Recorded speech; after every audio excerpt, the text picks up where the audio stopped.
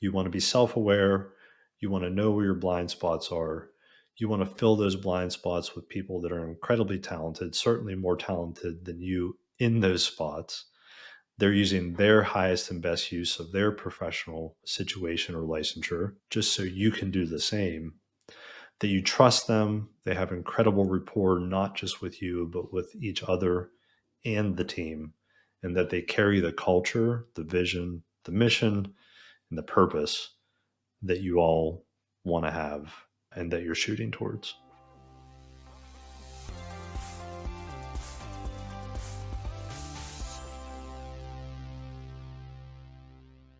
Welcome to the Endgame Podcast, where I bet you didn't know what you didn't know. I'm Dr. Ryan Wakeham, successful entrepreneur and your Endgame coach. I'm here to talk to you today about a critically important topic as it pertains to how you might build success in your own life, one that I was able to achieve and iterate on throughout my professional career. And that is this concept of surrounding yourself with the right people. We'll often call that the power of your inner circle.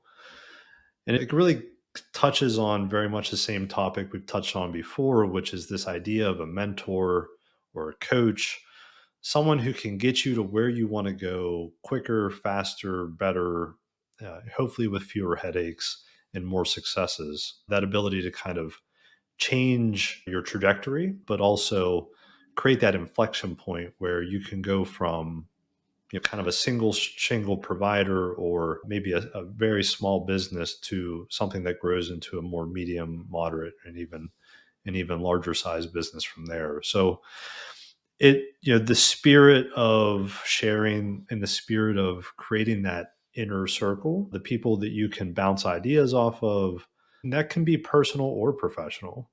You don't always have to surround yourself with just business professionals. You can create the same concept or do the same thing in your personal life as well. So, looking back at my career and kind of my trajectory, I was really able to change my trajectory when I started to embrace the concept of my inner circle.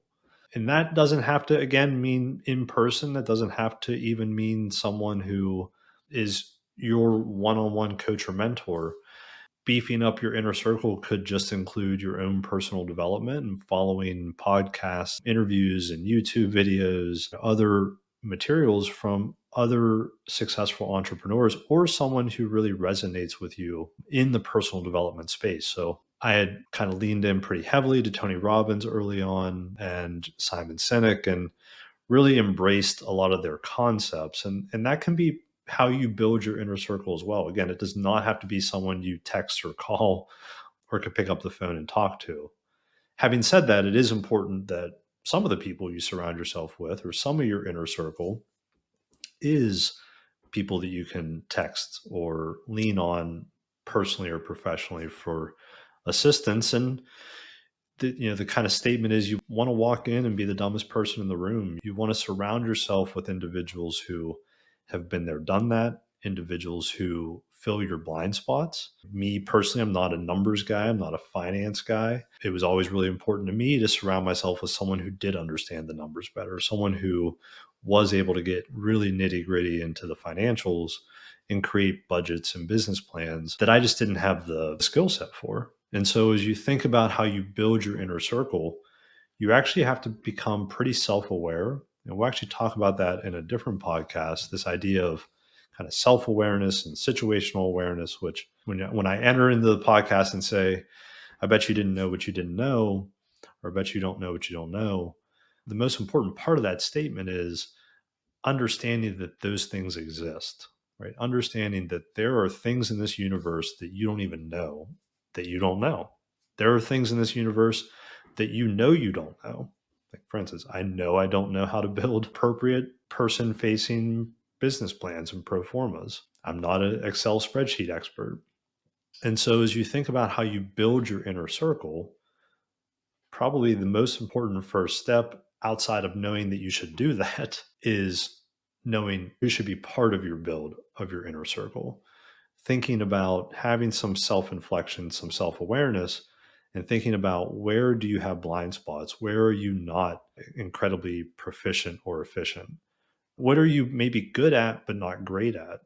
Or what do you frankly just don't have the time to do, right? You might be incredibly good at something or very talented at something, but if it's not your kind of your sole goal, your key focus, not, if it's something that others could do, maybe cheaper, again, better, faster. Those are the kinds of positions, so to speak, that you should be looking to fill as part of your inner circle.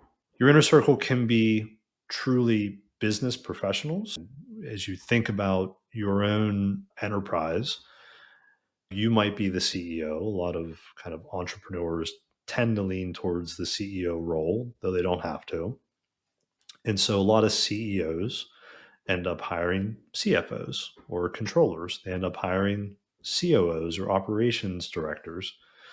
And so, again, as you think about who you are and what your strengths are and what is the highest and best use of your talents or licenses, if you're a healthcare professional, then you start to think about surrounding yourself with people that can do the stuff that you, again, may be really good at, but just don't have the time to do, may be really good at and shouldn't be doing, or not so good at. And there's certainly someone who can do better. And all of that requires you to have a certain amount of self awareness and self inflection. So you can go fill those roles and fill your blind spots without learning those difficult lessons on your own, without getting too far along in your own career process and path and finding out that, oh, you really should have hired a CFO 2 years ago, as you think about getting your financials in place and thinking about due diligence for private equity sale and maybe needing audited financials. The last thing you want to do is trying to pull together all your, kind of polished numbers over a trailing 2-3 year period when it wasn't your strong suit. It wasn't what you should have been doing to begin with. Those are really kind of basic examples of what the inner circle should look like, right? So again, just to recap, you'd want to think about, what are your blind spots? What do you know you don't know? What do you think you know, but clearly you can know more? And those are the kinds of positions or spots that you should be filling as part of your inner circle. I'll reiterate, your inner circle does not have to be people that know you. Again, I would consider Tony Robbins part of my inner circle, and maybe we need to define inner circle a little differently. Maybe it's a moderate a, a moderately ring circle or outer circle. But the point is, personal development, surrounding yourself with the right people, being the dumbest person in the room, all of those concepts are critically important for you to become as successful as you possibly can be, for you to create the highest and best use of your time is all about finding the right people, surrounding yourself with the right people, and leveraging those people. So, again, how you use their time, how you empower them, how you lead them, especially if you talk about COOs and CFOs and HR business partners, everything that it takes to build kind of a larger business entity should come in the form of who you surround yourself with as part of that inner circle. It goes without saying, but one of the other critically important pieces of an inner circle is it has to be the people, or it has to be people that you trust. It has to be people that you can rely on. It has to be people that you believe. And so as you think about your inner circle and filling your blind spots, especially if it's a blind spot you don't know a whole lot about, you probably want to check references. You probably want to see what they've done in the past. Pedigree, when you think about selling to a private equity group or IPOing, going public, pedigree matters. And so who you have as your CFO, who you have your COO, who you've outsourced your, again, financials or operations or legal to are all really important. The pedigree matters. I've been in discussions before about taking a company public, and when it comes down to the securities law and doing an IPO, it's critically important that the business is very clean from an operations and financial perspective, but that it's also very clean from a legal documentation perspective. That you have all these things wrapped up very cleanly and stored in a data warehouse. As you think about your inner circle, you think about who might be a good fit for that. Make sure that you don't get blinded by the moment, kind of the honeymoon period of meeting someone new, or maybe they have some incredible backstory or credentials.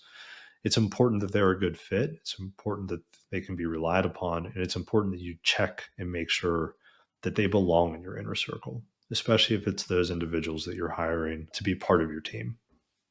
So that kind of feeds into the final thing about inner circle, which is that relationship, right? Building the rapport, building the relationship, building the culture. If your inner circle is full of incredibly talented CFOs and COOs and attorneys and the like, and the communication and culture are terrible, the chances that that business will thrive goes down exponentially.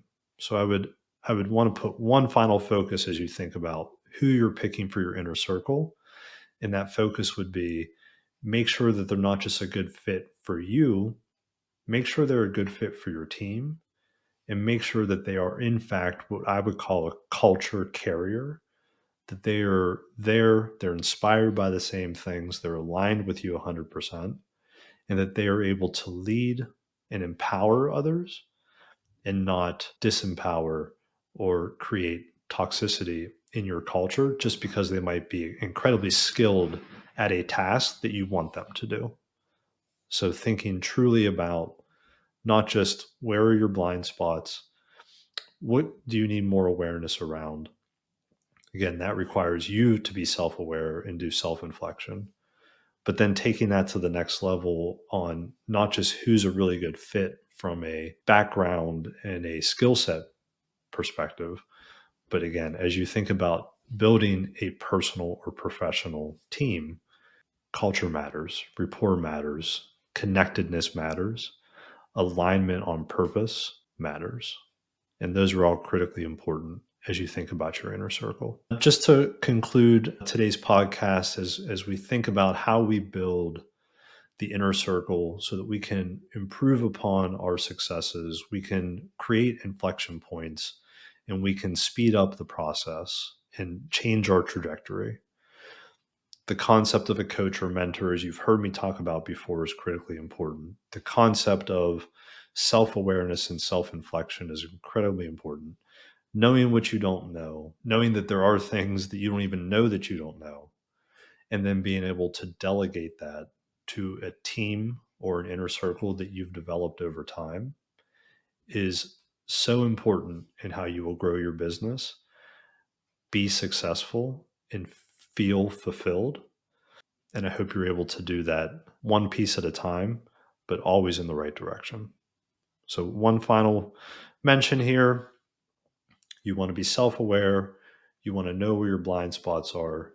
You want to fill those blind spots with people that are incredibly talented, certainly more talented than you in those spots.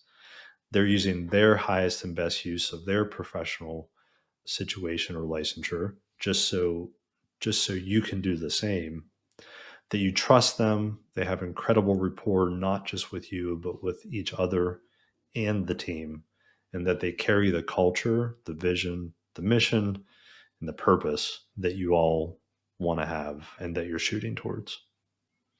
So I want to take an extra moment to thank you for listening to today's podcast.